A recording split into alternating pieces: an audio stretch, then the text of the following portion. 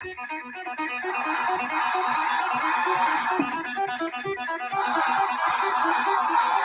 good evening, everybody, and happy Thursday night here on Unlock the Middle. We've got a special podcast tonight, video cast tonight for you guys when we're coming together with another group of individuals from the Principal Lab, and we're going to be talking about Leadership 101 and how the year's gone and where we're headed and all those good things. My name is Dean Packard. I'm the principal of Charlton Middle School in Charlton, Massachusetts. Alongside of me, I have tonight Jeff Prickett, and I got Adam DeWitt from the Principal Lab, and we have Josh Tovar, who's driving the streets of Texas right now, trying to find a place. And wait a second, folks, I think I see him coming in, but I don't want to jinx it right yet because he's had a bandwidth problem. So we're going to see what happens with that. But we're really excited about tonight to bring two groups of leaders together. We both have the same initiatives of making each other better, helping the people around us to achieve goals, and we're really excited. So Jeff and Adam, welcome to the show tonight. Great to see you again. You've both been on before. But if you could tell the audience a little bit about yourselves and what you do, that'd be fantastic as I try to get Josh in the show here. I'll default to Dr. Prickett first. Fantastic. Thank you, sir. Thank you, Adam. I appreciate that. Yep. Hey, everybody. Jeff Prickett, principal in Northern Illinois here at McHenry High School. And Adam and I run the Principal Leadership Lab, and we are very glad to get together with you guys tonight, Dean. So thanks for having us on. We almost had Josh, though. He's coming. He's not going to miss a Thursday night. I guarantee you. That's great. It's one of the things he loves. Yeah. Adam. I'm Adam DeWitt. I'm the principal at O'Connell High School and NEWLA, Northeast Wisconsin Learner Academy. And I am nestled just north of Green Bay behind the Cheddar Curtain, where it's still cool and clammy today. We missed a storm, but things are hot in Northeast Wisconsin, regardless of the weather. Well, I kind of love this because of the fact that, we bring the United States into a small venue. We bring Wisconsin, Illinois, Massachusetts, Texas together, and we start talking about the things that are going on in education in our schools. And what we find out is a lot of the things are exactly the same. Good leadership qualities, good leadership practices always makes our school a little bit better. So, with that being said, let's talk a little bit before we get going about the Principal's Lab. The people who are listening tonight, let's talk and say, why did you guys get that started first and foremost? What has that done for you both personally and professionally? And where has it taken you so far? Yeah, that's great. Adam, you go ahead. I mean, we've been at it for almost as long as you guys, Dean, almost about 2 years, right, Adam? Yeah, about 2 years. It was a labor of love that started when we had some time because of being sent home due to the early beginnings of the pandemic. So Jeff and I had some time that we hadn't had in the past. Supervision after school, volleyball games, all those things were canceled or at least postponed. So we found ourselves with some time, and Jeff and I have talked about this for years anyway. We always wanted to do something, and the time that we were afforded finally hit us. And we've kind of modeled it after all these years, 26 years, 25 years, Jeff, however long it's been. And we used to just call each other and say, hey, I got this problem, or, oh, you can't imagine what I just encountered today. And we always thought, man, maybe people would like to hear that kind of conversation. So we've kind of modeled our podcast after that conversation. We try to keep it very unscripted, a couple of questions to get it going. And if we don't get through those questions, that's perfectly all right. And Dean, I can't agree with you more about the shrinking of the world in terms of podcasting. Just this week, Monday, we released an episode with Murray Kinneringham. And guess what? In Australia, they have the same problems that we have here. So in a nutshell, that's how we got to where we are today. Yeah. Jeff, your take on that from a professional standpoint, obviously personally you guys connect, but professionally, it does allow you to take your game to another level. There's no doubt about that.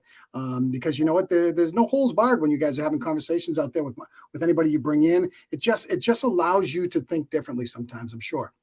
Yeah, absolutely. I think that's it, Dean. And I think that, we when we decided to venture into the podcast space, not really knowing or really, I guess, not caring how saturated it was already with, educational leaders and people talking about leadership. And we just really wanted to get out there and talk with people and just connect, just make connections. And so all these people that you talk about shrinking the world. I mean, all these people that you've known and bantered with on Twitter, for example, for years since 2008 or 2009 whenever I first logged on to Twitter, and now you're sitting here like we are tonight, face to face with these people and learning from them and getting to know them. I mean, whoever would have thought that would have happened? And professionally, it keeps me going, it keeps me motivated. And Adam and I talk about that all the time. Like, no matter how tired we are at the end of a day, we usually record in the afternoon after school.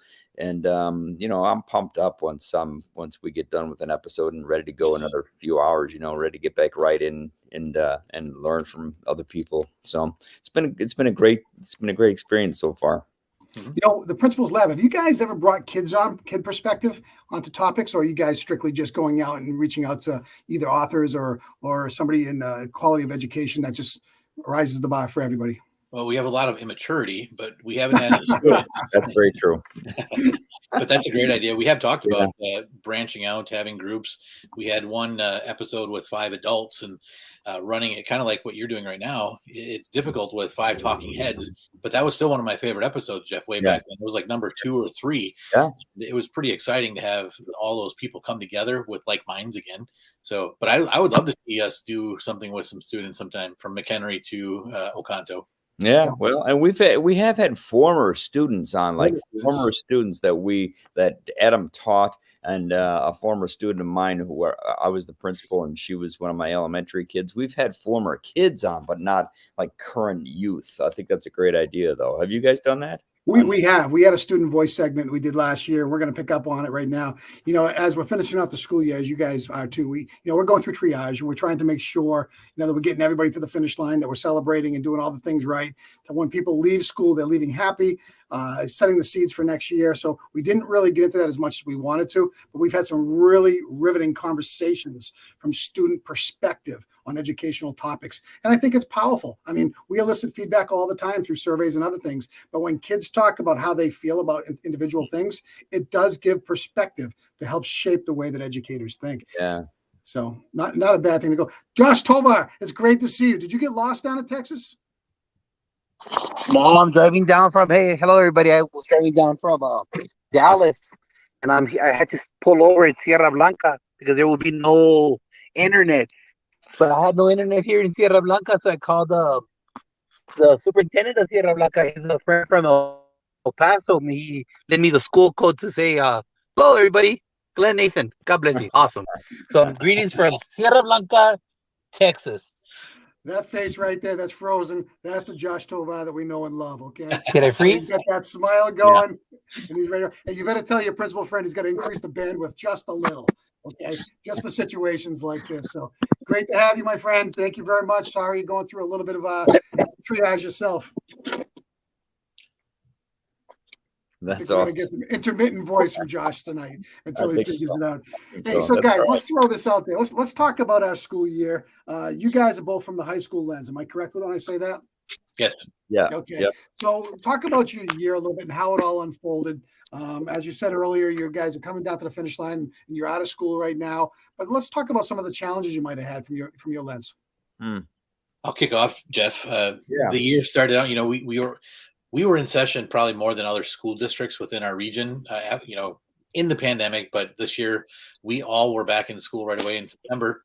And so we were excited to be there. And I don't think anybody could prepare for what happened. Some of our students seemed that they forgot how to behave, like they didn't know how to react to one another. And we hadn't had any physical altercations in my high school for like 4 years, not one. And we had 6 fights in the first 3 or 4 weeks of school. Wow. And it was upsetting. I mean, you don't plan on those things because it hadn't happened in the past. And then on September 15th, we had that an amazing, horrific tragedy. We had a student suicide, and that set the tone for the year. And so when you start the year like that, it's hard to overcome. We are already starting out in the hole, because we had some academics to catch up on and to gain some ground. And then when you have that personal connection with a student and with the connections and relationships that they have throughout the building, it's never easy.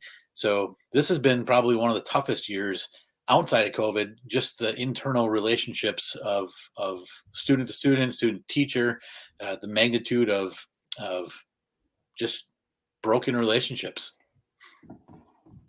that's probably the key term right there, broken relationships, and how to mend those social skills that just kind of have taken a back seat because kids have been out of the norm for so long. It's and I see it from a 10 to 14-year-old lens more than a 14 to 18-year-old lens. So, and again, it's not easy to navigate. Jeff? Yeah, I think so. I mean, Adam said so many things that I could echo.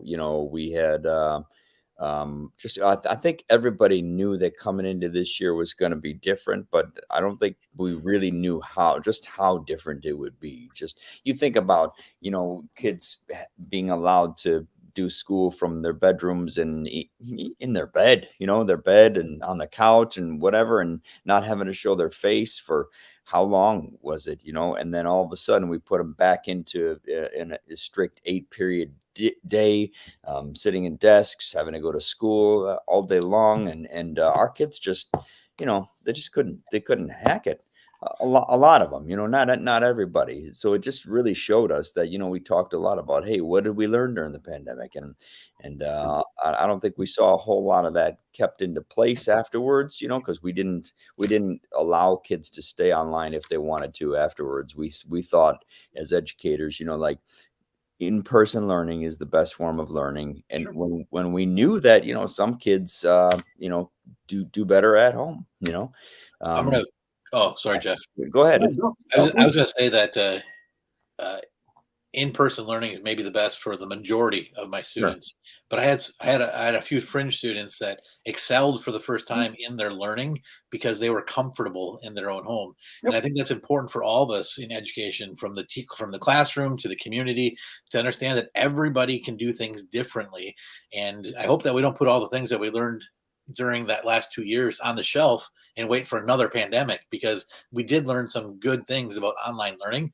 So I remember in the beginning, we had to keep our some students wouldn't turn their camera on, and it was driving us crazy. But you know why? When you saw some of the houses that they had to live in, they were embarrassed. Nobody ever looked at their home before. They were coming to us. It was our house. And I think that was eye-opening for staff members, principal leaders, and anybody within the school system to understand that they didn't have their camera on for self-preservation. Yeah, you make a valuable point. And, at the end of the day, we look at access and equity for all students. And, you make a good point, Adam. And what if in public education that we begin to change the paradigm of delivering our products, and we allow some sort of hybrid and capacity for some kids? It does work out. The alternative to that is just sending somebody out of district for big dollars because they can't get it done in your school. Think about it for a second. So it doesn't take an Einstein to say, okay, let's see how this can work in some capacity so they can access what the public school teacher is doing. So, Hey, Josh, what are your thoughts? I think that not much more to add than Adam and Jeff, but since I have the litany of 6th grade to seniors on the same campus, the only thing I would add is the energy of youth somehow towards the end ended up winning, because you know what, our team members are tired. They're not only facing the adversity of the classroom instruction and getting them back engaged, but also they've got noise at home. And our students do too, but they got that youth energy like Adam was talking about, and that nonstop. And I think right now we're all at the tail end, and even the kids are getting tired, but they want to give it that one sprint. We got 2 more weeks, and I got graduation next week. And I'm heading right now to El Paso because I'm going to be being the keynote speaker for a graduation at a high school over there. And so it's just one of those things where we're all, I think, are tapped out with 21, 22. And the kids just had that extra energy that really helped tired out our team members. And I guess it all started with that silly TikTok. If we're thinking about it, that whole nonsense with TikTok, it really drained, because we were incredulous that they had the energy to go destroy their own home. And then the repercussions after that were, you would have to face the confrontation with the parents of whatever measures you had to take. So I think that was part of the issue that started early. When did we start seeing those TikTok challenges? In October? It was October, November. Yeah. Right? And so I just think right now it's the energy of youth, and they were at home, like Jeff said, and now right now at the end, I think that's what we're all facing. They just want to let it all out, and then before they take that summer break. Well, the word respect comes into it. And you have to reprogram what respect means. When you're in your home getting away with doing anything you want during the learning, it's very easy to not understand globally what expectations are. So, and again, it forces our hand as leaders to be creative disciplinarians, because, you can't be that school that's suspending every kid for every infraction. And that doesn't make it easy for teachers to understand that you've got to find a creative way to drive home consequences that still allows kids to access their learning. Because those, and I hate to say it, we went back and forth with learning gaps for a long time. There are gaps. Those gaps are real. I look at math in particular. If you miss 2 years of math instruction in front of a teacher, try to get into pre-algebra, algebra, try to get into calculus, try to get into those things. You can't, because it's such a spiraling curriculum. But nevertheless, I think the main point we're talking about here, people are tired right now. And we're talking about summer rejuvenation and what that looks like. So from your lens, guys, let's talk about that. And let's go down to, let's start with Jeff with this one here. Now that you've actually started summer, I had the chance to talk to you about that. I see a small smile on your face. What does that look like to you as you prepare for what's going to happen for your opening? I don't know why he needs any rest. They only go to school for like 60 days there. Jeez. Sure, that's not a charter school or a private school. Hey, that's Illinois. That's how we run things, guys. Man. Come on over. Come on over.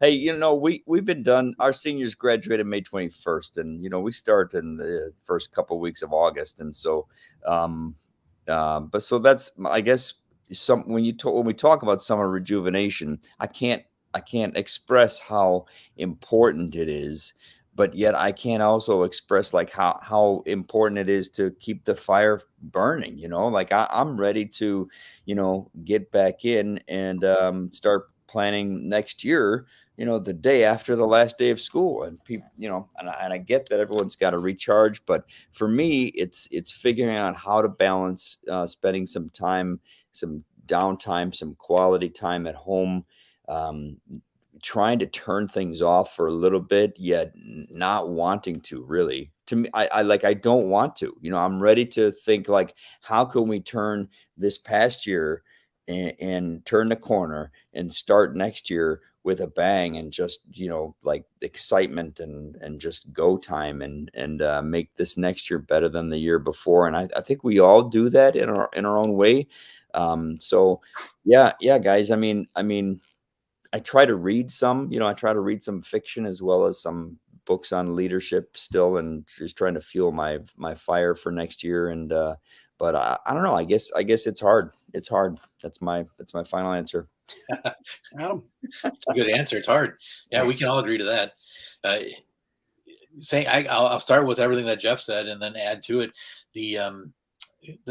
The one component that I have is that I'm still in it. So I haven't had a chance to just sit back and say, hey, there's nobody in my building today. I wonder what that's like, so maybe I'll be just like Jeff in a few days, but I'm looking forward to wrapping some things up tomorrow. I don't think that any of my students will be watching this live today, so I think I can say it. But, like you said, Dean, we want to end on a bang. We want to have some fun. We want to make sure that it ends positively. And despite the start, it is happening that way. We are ending positive. Athletics, academics, we're overcoming. But tomorrow we have some plans, like in between classes for passing. Obviously, the seniors are gone, but we're going to play songs like the Macarena, Baby Shark. We're going to do things to get them riled up to think, wow, this is different. We want them to know that school can be a fun place to learn.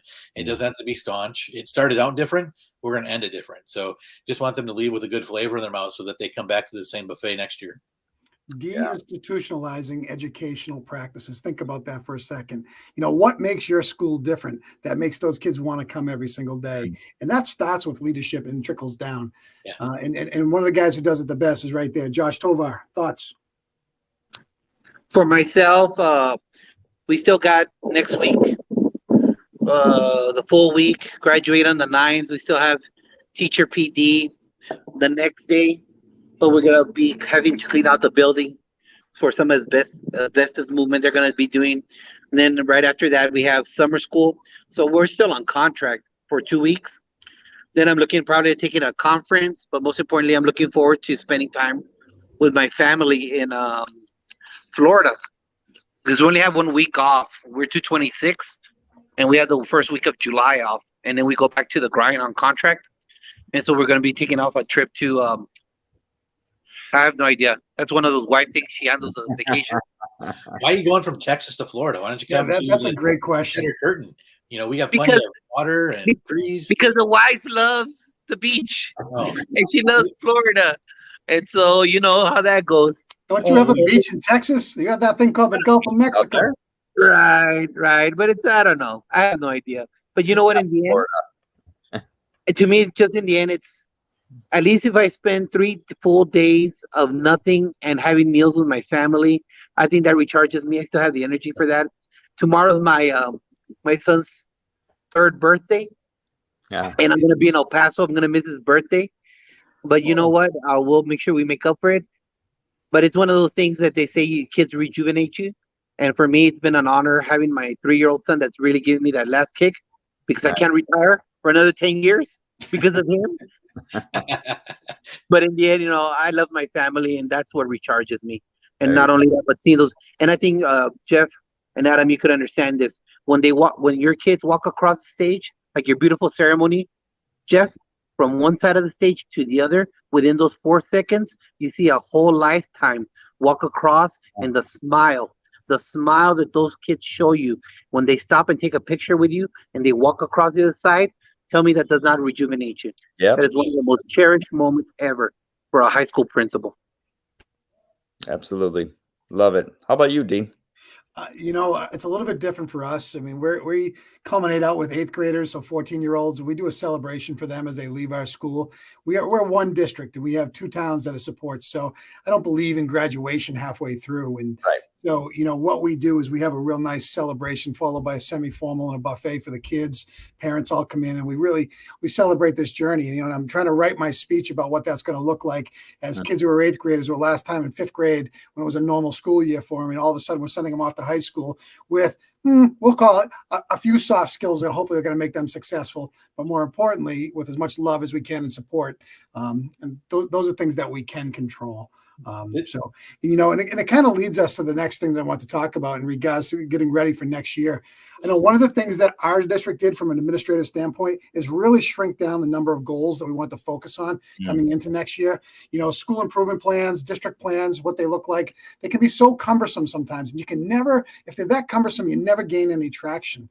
So we really focused on 3 initiatives for the school year from a district lens, and our school planning goals, our school improvement goals came right from them. So I'm really excited about that. And it's really going to streamline our teachers and their ability for SMART goals and tying in next year. So I'm excited about that too. So as you guys look to open up next year, what are some of the things that you guys are really going to focus on? And why don't we start off with Adam? Sure. Dean, we're doing something similar. We're not focusing on the breadth and width of the horizon. We're focusing on things that we've been doing, and we're going to tighten up on those things. So I don't think we have anything new that I'm aware of for next year. It's going to be all. So did we stay the path on our PD that we've had the last 4 years? We've been working on grading and assessment. We moved from 90% homework to the grade is associated with 90% assessment. That was a big struggle, but we've been doing that for several years. So we're just going to use this time to refocus and make sure that we're tightly aligned to what our goals were in our district and in our buildings. So I think that'll be a breath of fresh air for our teachers coming in August, knowing that they already have some background. So the biggest push will be any new staff that we have. So that will also give us the time to really focus on them, to bring them into the building, bring them into the fold, introduce them to other leaders in their curricular areas that they can join with and start their year together. And nobody has to be left in the dark wondering where are we going? They can review notes. We're going to set them up so that they can be really successful from the very first day of school and our PD days in August. So that's going to be the same thing. Take it off their plate so they can do it in the classroom. Adam, if you could dig a little deeper and tell me how do you help them be successful in your building? What does that look like? And I could tell you a little bit in my building what we do from our combined best practices and our curriculum teams, horizontally, vertically, things of that nature. But is it similar in your building? I would think so. What we're doing, you've seen like the Bears, Jeff. The Bears, right? They lose a lot. The Chicago Bears, they lose a lot. My team. When I see ESPN and interviewing a Bears coach, things don't go well. But what do you always hear? Yeah, we're going to go back to the basics. That means that you're a loser, right? When you say that. So we're not losers at O'Connell High School. Wow. We're going to go back to the basics so that we can go from here to here without having to retrain and introduce new people and new systems and new processes. We're going back to the basics and just refining that process. So we're going to just inundate them with just love, relationships, food, drink, whatever we need to do so that our teachers feel completely supported come August. Foundational development. You can't beat it. Jeff. Wow. That's the place to be. Food and drink right there. Well, water. I didn't say much else. Oh, okay. Your teachers are going to love you. Maybe kombucha. Yeah, that's good. We're going back to the basics. I'm just kidding. Like the Bears. It's funny. It's a good question. And I think that, I think that what I'm looking for next year and what I'm planning for next year is to really make sure that people know where we're headed. We're right now working through the portrait of a graduate process, and that really brings in all kinds of stakeholders from the community and in the school and the district, and including students, and asking, what do we expect in a graduate after 4 years at McHenry High School? What does a graduate look like? And coming up with a few core values. And it ties in really well with one comment that a staff member made on the end of the year survey. And that person said, let's pick a few things and do them well. Let's just pick a few things and do them well. And that really resonates with me. And I think that the core values that we'll have once we finish with the portrait of a graduate will drive everything that we do in the district. So if we say that we value in this school district critical thinkers, then I want to see, in classrooms, how are we developing critical thinkers? I want to see on the athletic fields, how are we developing critical thinkers community wide, with community service? How are we developing critical thinkers? That should just flood the entire school environment with those things that we say that we valued.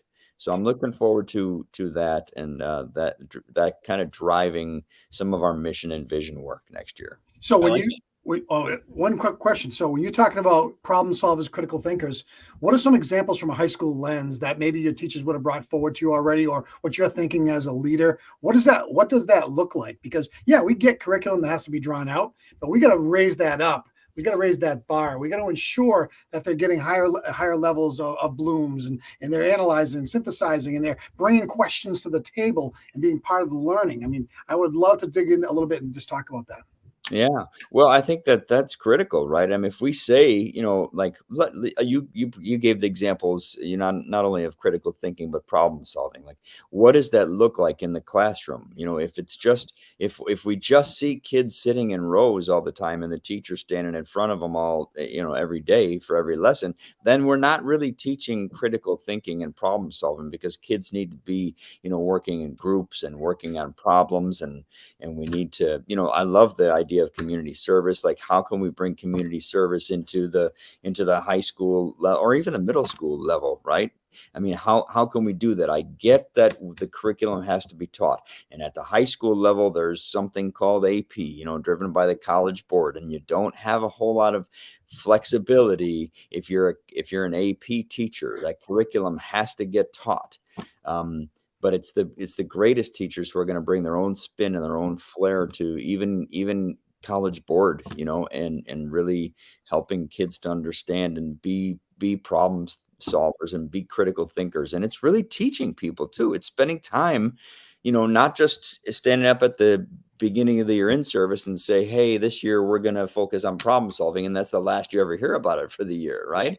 You have to have some embedded PD throughout the year, whether you do lunch and learns or devote time at every faculty meeting to some teaching and learning that is not provided by just me, by my department chairs and by other leaders in the district. So that's a little bit what that looks like in my mind. I appreciate that, Jeff. I think what Jeff is saying too, I'm going to add one more piece to it. Absolutely. If we can, we talked about this earlier tonight, including students in on the podcast. I think anytime that I can include students in with any kind of decision making, they need to see how we we have discourse, and it's okay. We learn from each other through discourse. So I'd like to involve our student council, our board, our student reps that serve on the board, involve them in our decision making, and maybe even in lesson planning. It's amazing how much they know, and we can include them in that process. So now they're learning from each other, and I think that's where thinking about their thinking, metacognition. I think that's where we'll make some hay. Adam, how dare you be a visionary? That could cause ripples. I don't know if that's a good thing or not. Josh. Well, we already I asked our campus secretary to already purchase the first book study. Since it's a novice group of team members, we're going to get Ron Clark's book, and then we're going to keep on building from the fundamental 5, making sure that we provide our students with bell-to-bell instruction and keep that engaged. Just like Adam says, to me, sometimes we make something in teaching very complicated when it's very simple. It's something that's just about engaging kids and making sure we hold them accountable. The teacher should never go home tired. It should be the kid that should be drained, walking out with his knuckles on the floor, not the team member. And so it's about making sure that while they're in the classroom, we continue that pedagogy improvement of all our team members. And then on the other side of the building, we all know our campus has 2 sites, 2 programs, one for new students to the country from Afghanistan, Vietnam, Mexico, Latin America, different parts. And then the other side are the at-risk students, the teen parents, the ones that had a lot of unexcused periods, a lot of discipline issues. And for them, what I want to do is, I already talked to some of my main boss, is to reschedule, like you talked about earlier, Adam. How can we get these kids that are at risk, that are not going to school, and restructure our program to not make it like a traditional time? Make it something, because these kids have been working already for 2 years, so they're in high school. And some of them have to help their families. So what can I do? What can our campus do to help those students? And also our teen parents, what can we do to create the best learning environment for all the obstacles that these kids are facing to ensure that they get that high school diploma? So we're restructuring the format, getting feedback from the sending comprehensive high schools, learning from what our mistakes were. Don't take anything personal. Just, hey, this what could be improved, because you know what? It's a team effort. It's a team effort from the whole ISD. So getting feedback from the comprehensive schools on one side of the program, and on the other side of the program, it's establishing the PD, and I believe in teacher-led PD. I just provide them with I think this is what we need to focus on, and most importantly, our vehicle, the teacher evaluation. We can't wait till teacher evaluation time to prep them on that, because we all have our different vehicles in all our states. So it's very important that since the beginning, this is what the state is holding us accountable to, and you just can't do a one-shot deal. Like you all said, it has to be embedded throughout the year to remind them of the different dimensions and domains that are going to be covered. So that's already on my mind with our assistant principal. We have a little campus, but you know what? Every single last valuable moment counts, because all those kids that we have at Memorial Pathway Academy, they're at-risk kids. So we need to do the best thing to ensure student success by making sure that the teachers are prepared.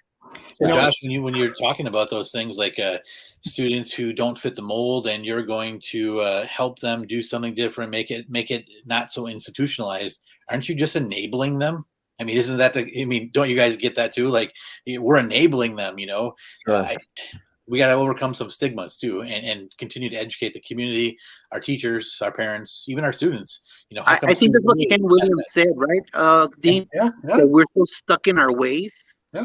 We're so stuck in our ways that educational change is hard to happen, because a lot of us Gen Xers, we were still built. We were born from the factory style model. So once the younger generations come in, hopefully they start thinking out of the box, because they're the ones that are leaving how many jobs? They're the ones that are moving left to right. They're not staying in one independent school district. They're moving from this place to that place. Maybe now that our Gen Xers, which we adapted, but I feel that we're still stuck, because that's the way that we were domesticated. Like Don Miguel Ruiz says, we were domesticated with that type of mentality with education. And that is your English 4 AP teacher. That is your government AP teacher that will push back on you. But you know what? I don't care about what they believe in. I care what that kid's future is. Well, think about this for a second.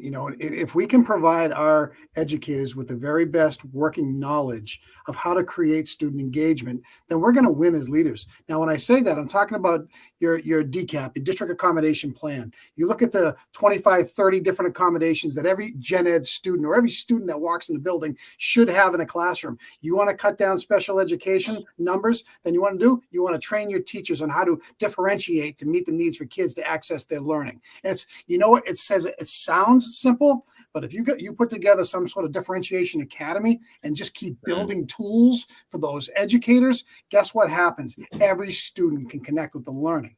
And by that, it's one of the things that I've really tinkered with this over the last couple of years, and just building those best practices and understanding what those concepts look like. Guess what happens? Kids learn. Kids begin to own their own learning. So that really excites me. It's a hard thing to do because you know what? I do believe that educators are really good at 5 or 6 things, 5 or 6 ways to help kids connect. But there are really 30 to 40 to 50 different ways that the accommodation plan would allow for. And that's allowing yourself to do something that is out of your comfort zone sometimes. So, and that's, real leadership gets out in front of that and tries to set the stage for it. Agreed? Disagreed? What are your thoughts? For sure. Totally agree with you, Dean. And it's not easy. But again, that's like dropping all the oars in the water at the same time. When you have universal design for things in your building and you have systems in place that really produce efficiency for learning, you win. You get arbitrary rowers going in different directions. You have choppy waters, and you're dealing with things on the outside, as Adam we talked about earlier. It's very hard creating and getting everybody on the same page sometimes. I never want to put words in the other people's mouths, like in this little discussion tonight, but I'm good at that, right, Jeff? You are really good at that. Yeah. Unfortunately or fortunately, it starts with us. So anything that we say, like, our teachers have 5 and they could have 50 or 60 different ways of teaching in a differentiated classroom. It's up to us to set that stage for them, to give them the tools, to give them the training, to remove obstacles. If certain teachers have to make 14 phone calls a night because of something, then maybe that's something I can help with, So I always see my role as a leader. Let's clear the path so that they can run freely and get to the things that they need to do to increase student achievement. So if my building is going to have high scores and high achievement for each of the students as their, what did you call it, Jeff? Your the portrait of a senior or portrait of a graduate? Graduate, yeah. Starts with us. Starts with me. Yeah. Is it the teacher's job to meet the students where they are, or is it the student's job to meet the teachers where they are? Now, this is a great conversation because you got to get teachers to think just the opposite. We're not an adult employment agency. Teachers have to adjust and accommodate to meet the kids. That's it. And I see it more from a middle level. From sometimes, I taught in the high school for 10 years, and I know in my high school level, sometimes those kids have got to meet where I am up here. Yeah. But that's your AP kids. Those are the kids who are going to get it and fly. You want to bring everybody up, find them. Find them on a continuum of learning. Take out the barriers of learning. Be that pioneer. As Ken Williams said, put the crown here. We teach to the crown. Okay. And that's, it's not about the people there. It's about being able to meet them where they are and open up the learning avenues. Yeah. Love that. Teach to the crown. Yeah. And I'll tell you, and Josh, you can reiterate this. Go back and watch Ken Williams last Sunday night. That is something that should be retweeted everywhere across the country. He was that good. And, and tell me if I'm wrong, Josh. No, he speaks from the heart, and he's like really, he has all these PDs across the country, just like Principal Cafele, and he doesn't fake the funk. He gets all into it and makes sure that he reminds us what our purpose is. And our purpose is to make sure that we raise our kids to that level. And I really suggest that, that's going to be our second book study for the spring semester is going to be his book. Yeah, and I'm going to do the same thing. It's called Ruthless Equity. Just take a look at it, look it up, and I'm excited. I know he just sent me a copy, but I'm excited to read it. I'm going to get it in the hands of my educators, and it's just going to be a great summer read. There's no doubt about it. That's great. No doubt about it. Hey, let's throw this out for a second. How can Unlock the Middle and the Principal's Lab kind of come together to make a difference for people? Think about that for a second. You know what? Because we're always looking to find that connection with like-minded people who just want to make people better. What does that look like? Maybe we could join and make an online school, grades 5 through 12, without the 4 of us starting it. We'll be the board. Yes, we can be the board. That's right. Oh, wait a second. Now you're thinking that's not a bad idea. Bring the best from Massachusetts, Texas, Illinois, and Wisconsin. Ooh. Yeah. Ooh, that could be Yeah, an off-the-air I discussion. love that. Adam and I have talked a lot about that. Whether it's a school or whether it's combining forces to offer some PD. Yep. Adam and I talked about a great summer course. Like bringing educators together in person, like on a backpacking trip, and talking about leadership around a campfire every night. I mean, really do some soul searching. But what if we just started with like offering some PD online to people, and then maybe as another offering, you do bring people together in person for a conference or something. I mean, wouldn't that be cool? That would be really cool. I think it would be pretty powerful. Yeah, something to think about. Josh? For myself, I don't know. I think I follow like 20 podcasts, and to me, I like these guys have like 100 something. I'm not gonna catch up to you guys. They have like 100 something podcasts, but to me, it's crucial that we keep, as people that sit in our chairs, that we emphasize to our team members the importance of this new tier of learning. That it's just because it's on Twitter or it's a podcast, it's very valid. Because let me tell you, a lot of the ways that I see things have really changed based on things that I've heard with you, with Pavan Chev, with Sean Gillard, with Ryan Scott. I mean, and I could go on and on with Barbara Bray. With all these podcasts I hear, I've changed a lot this year because you know what? I keep on hearing a lot of the same messages different ways. And that's what it is like a kid. A kid, sometimes you got to hear it in a different way for it to say, I got it. Yeah. So it's about us promoting it within our sphere of influence and letting them know, hey, I listened to this and this is what it's about. So whenever you see me post a reflective on a podcast I heard, I do like the quick point that caught me. So hopefully anybody that reads something on my Twitter, on Facebook or Instagram, maybe they'll like that and they get engaged. And from there, they keep on going from podcast to podcast to create a better version of themselves. If we ask the kids to do that, why don't we do it as educators? Yeah. So it's one of the things that it has to come from us sitting in our chairs and our influence that we have to ensure that we have our team members involved in this. It's free too. You don't have to go to get a master's degree. You don't have to pay for a doctorate. It's free learning. Yeah. Think about how many people we could get if we just did a math night, or if we did some, we'll just call it enhancing curriculum, understanding differentiation, co-teaching, or talking about leadership 101, and just bringing people together with throw some points in the middle and go. It could be free. That's how you start all this stuff. Okay. And then you just build it. You build it from there because people will come. You just got to have the mindset and the drive to take that risk and throw it out there. Yeah. So. And if it wasn't for all these podcasts and everything, look, we would have never connected. You're right. Yep. This is how we're connecting. I would have never thought I would talk to somebody from Wisconsin or Illinois ever in my life. Let alone But here I am, or Massachusetts. I would have never have thought anything of that area. I would have never thought it. But you know what? Within a year and a half of me being embedded in it, I've made beautiful connections and become a better professional because of these connections. And that's how we got to convey that to our team members. Yeah. Yeah, no, I get it. I mean, there's nothing more powerful than bringing in, like I said, 100 math teachers to talk about curriculum and what it looks like.